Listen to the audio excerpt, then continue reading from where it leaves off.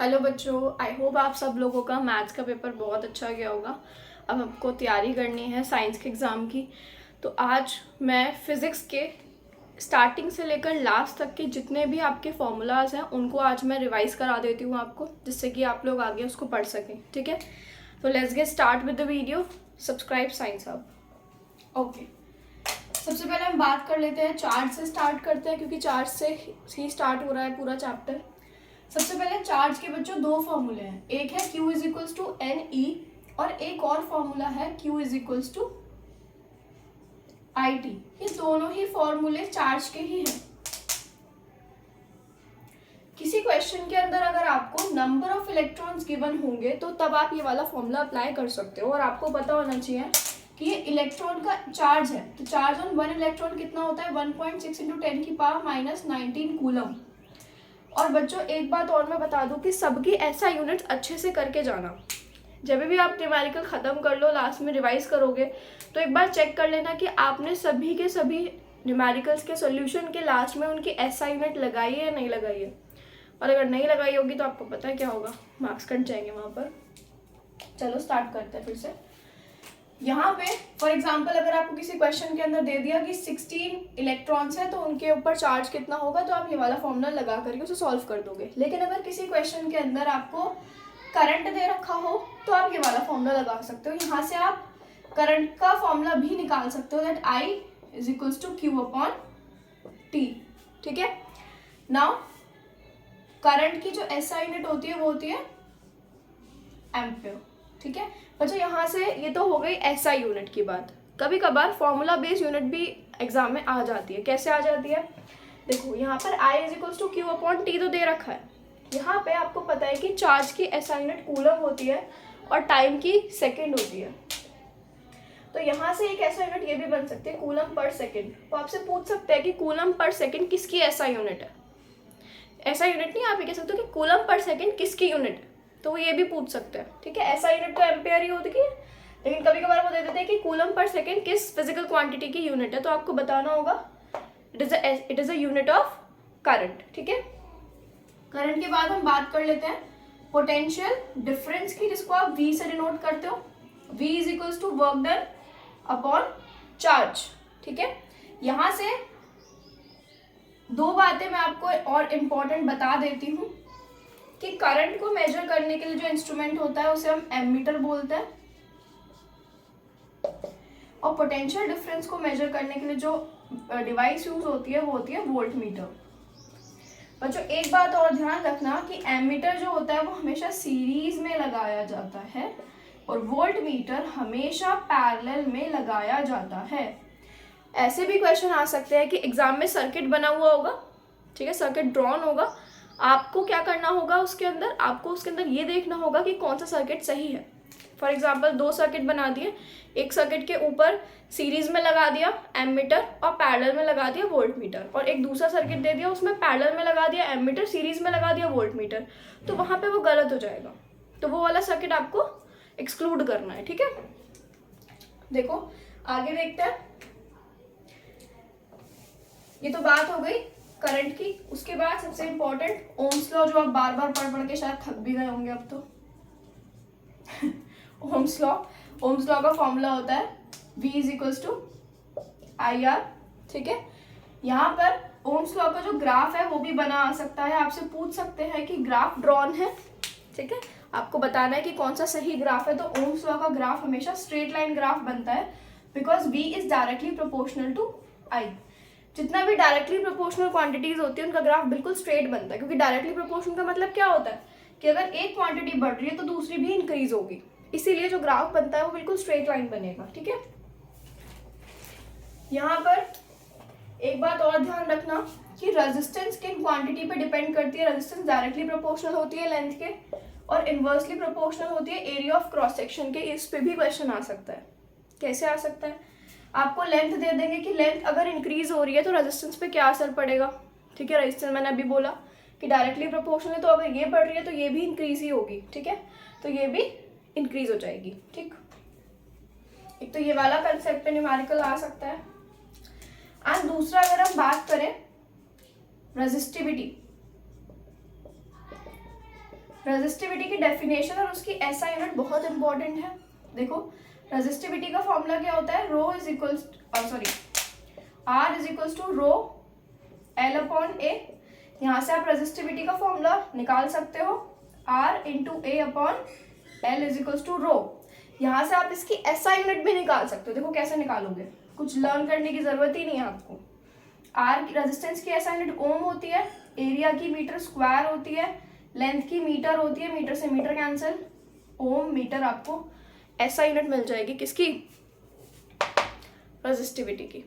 Clear, resistivity को denote करते हो आप रो से। ठीक है, यहाँ पर ही क्लियर हो गया आपको।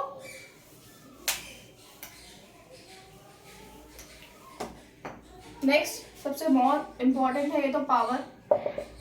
अच्छा देखो, पावर के ऊपर एनसीईआरटी में जो भी न्यूमेरिकल्स है उनको जरूर करके जाना, उनको तो छोड़ना ही मत। बाय द वे एनसीईआरटी के तो सारे न्यूमेरिकल्स करके जाना, किसी को मत छोड़ना। सबसे पहले आपने पावर का फॉर्मूला 9th क्लास में पहले ही पढ़ लिया था, power is equals to work done upon time. ठीक है बच्चों, वर्क डन एक फॉर्म की एनर्जी होती है। आपने पढ़ा था ना कि वर्क डन एंड एनर्जी, एक चैप्टर भी था आपका 9th क्लास में। जहाँ वर्क डन हो रहा होता है वहाँ पे एनर्जी भी लग रही होती है। राइट नाउ मैं आपको पढ़ा रही हूँ तो एनर्जी भी इम्पार्ट कर रही हूँ, इसलिए मैं आपको पढ़ा पा रही हूँ। अगर मेरी बॉडी में एनर्जी ना हो तो मैं वर्क डन नहीं कर पाऊंगी। ठीक है, तो पावर का एक फॉर्मूला ये भी होता है, power is equals to E upon T. ठीक है, और यहाँ से एनर्जी का फॉर्मूला एक निकल जाता है पी इंटू टी। इस वाले फॉर्मूले पे बेस जो है वो न्यूमेरिकल है एनसीईआरटी में, और ये थोड़ा out of the way formula है। बच्चे कभी कभार जो बिल्कुल इंटेलिजेंट बच्चा होगा वो तो दिमाग लगा लेगा, लेकिन मैं सभी बच्चों को इंटेलिजेंट ही मानती हूँ, इसलिए मैं इक्वली बिल्कुल लो लेवल से हाई लेवल तक ही आपको बता रही हूँ। यहाँ पर ये इसका सिंपल फॉर्मूला है, ऐसे भी ये फॉर्मूला आप अप्लाई कर सकते हो। अगर किसी क्वेश्चन में एनर्जी दे रखी हो और आपको पावर निकालनी हो तो एनर्जी गिवन होगी वहाँ पर, पावर और टाइम भी गिवन होगा वहाँ पर, तो आप वहाँ से इजीली पावर को निकाल सकते हो। ठीक है बच्चों, यहाँ से पावर के 3 फॉर्मूले डिराइव हो जाते हैं। देखो 3 क्या, मैं आपको जो 2 मेन है वही बताती हूँ। आपको पता है कि यहाँ पर work done is equals to, आपने देखा था कि V is equals to W upon Q था। यहाँ से अगर मैं वर्क डन की वैल्यू निकालूंगी तो it will be Q into V। मैं ये वैल्यू यहाँ सब्स्टिट्यूट कर दूंगी तो it will be V upon Q into T। देखो बच्चों, यहाँ पे मैं V की और Q की दोनों की वैल्यूज को सब्स्टिट्यूट कर सकती हूँ। ठीक है, देखो यहाँ पे मैंने V की Q की जगह में अगर मैं IT लिख दूँ, क्योंकि Q is equals to IT होता है,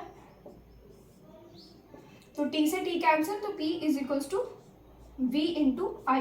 बच्चों बहुत इंपॉर्टेंट है ये वाला फॉर्मूला भी, इस पे भी न्यूमेरिकल आ सकता है, इसको भी देख लेना। ठीक है, ये पावर के बहुत ज़्यादा इंपॉर्टेंट न्यूमेरिकल्स हैं। और लास्ट में तो आता है Joule's law of heating, H is equals to I square R T, एक ये वाला फॉर्मूला है, इसको भी कर लेना। क्योंकि जूल्स लॉ ऑफ हीटिंग पे आई थिंक सैम्पल पेपर में क्वेश्चन नहीं है, लेकिन आप उसको छोड़ना मत, तो आप उसको एक बार देख कर चले जाना। ठीक है, तो मैंने इस वीडियो में आपको सारे फॉर्मूलेज रिवाइज करा दिए, लेकिन 2 और रह गए हैं। वेट, 2 बहुत इंपॉर्टेंट कंसेप्ट है, वो भी रेजिस्टेंस अगर सीरीज में लगा हो तो क्या करना है, और पैरेलल में लगा हो तो क्या करना है। ठीक है बच्चों, देखो अगर रेजिस्टेंस जो है वो सीरीज में लगी हुई है,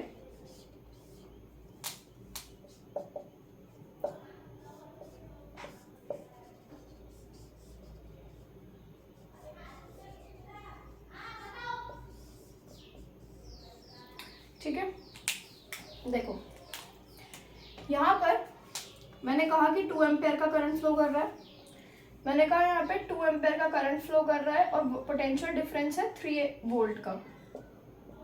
अच्छा पता है बच्चों को ये भी कभी कभार कंफ्यूजन होती है कि हमें पता कैसे चल रहा है कि ये करंट है, ये है। बच्चों एसआई यूनिट को देखना, ठीक है, क्या देखना है आपको, आपको एसआई यूनिट देखनी है। जैसे यहाँ पर एम्पेयर लिखा था तो एम्पेयर करंट की एसआई यूनिट होती है, तो इसलिए इसका मतलब यहाँ पे क्या गिवन है, यहाँ पर करंट गिवन है। ठीक है, तो 2 एम्पेयर इसलिए मैंने बोला कि करंट है। ठीक है, रेजिस्टेंस सीरीज में होती है तो आप फॉर्मूला लगा देते हो R1 plus R2 up to जितने भी रेजिस्टेंस सीरीज में है। रेजिस्टेंस अगर पैरेलल में होती है तो 1/R1 plus 1/R2 up to Rn जितने भी रेजिस्टेंसेस पैरेलल में है। ठीक है, एक बात मैं आपको बता दूं कि सीरीज के अंदर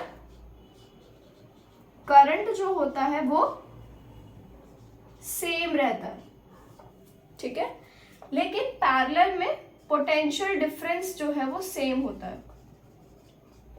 अब आ सकता है कि हाँ आपसे पूछ सकते हैं कि एक सीरीज में 3 रेजिस्टेंसेस कनेक्टेड हैं, अगर एक रेजिस्टेंस पे करंट जो है वो 2 एम्पेयर का है तो दूसरे रेजिस्टेंस पे जो करंट होगा वो कितने एम्पेयर का होगा। ठीक है, अगर मैं आपसे कहूँ कि मैंने यहाँ पर एमीटर जो है वो यहाँ लगा दिया, सॉरी वोल्ट मीटर मैंने यहाँ लगा दिया, तो क्या ये सही होगा? नहीं, मैंने अभी आपको बोला कि वोल्ट मीटर हमेशा पैरेलल में लगता है और एमीटर हमेशा सीरीज में लगता है। ठीक है बच्चों, और एमीटर का रेजिस्टेंस हमेशा लो क्यों रखा जाता है? जिससे कि वो एग्जैक्ट करंट को फ्लो होने दे, ज़्यादा बैरियर ना क्रिएट करे करंट के फ्लो होने में, क्योंकि अगर करंट के फ्लो होने में वो खुद ही बैरियर बन जाएगा तो वो करंट को मेजर ही क्या करके बताएगा हमें। इसीलिए एमीटर का रेजिस्टेंस हमेशा कम रखा जाता है जिससे कि वो करंट को अपने अंदर फ्लो होने दे, क्योंकि अगर उसका रेजिस्टेंस आप बढ़ा दोगे तो क्या होगा, वो करंट को अपोज करने लगेगा, और अगर वो खुद ही करंट को अपोज करेगा तो वो मेजर किसको करेगा। ठीक है, तो यहाँ पर आज इस पर्टिकुलर वीडियो के अंदर मैंने आपको सारे के सारे फॉर्मूलाज एक बार क्विक रिवाइज करा दिए। I hope you will like this video. All the best for your exam. Thank you.